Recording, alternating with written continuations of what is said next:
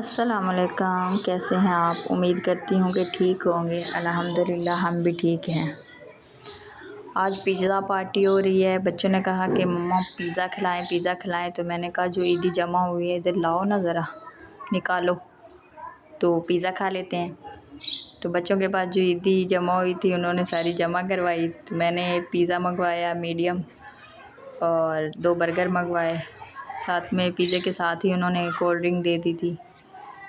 तो मिलकर सब ने खाया। बहुत मज़ा आया बच्चों को, बहुत मज़े का बना हुआ था। बेटी कह रही थी मम्मा कुछ ज़्यादा ही मज़े का लगा क्योंकि हमने अपनी खर्ची से मंगवाया है। बच्चे बहुत तेज़ होते हैं, जो अपनी ईदी है ना उस पर सांप बैठ जाता है, इनके सांप बिठा देते हैं कि वो तो हमने नहीं निकालनी और फरमाइशें करते रहेंगे, माँ आप ये मंगवा लें, माँ आप वो मंगवा दें। तो मैंने कहा इधर निकालो ना ज़रा। तो जब अपनी ईदी निकाली तो फिर मज़े का तो लगना ही था। कमेंट में आपने ज़रूर बताना है आपको हमारी वीडियो कैसी लगी। अच्छी लगे तो शेयर लाइक सब्सक्राइब कर दें। मिलते हैं किसी नई वीडियो के साथ, तब तक के लिए अल्लाह हाफिज़।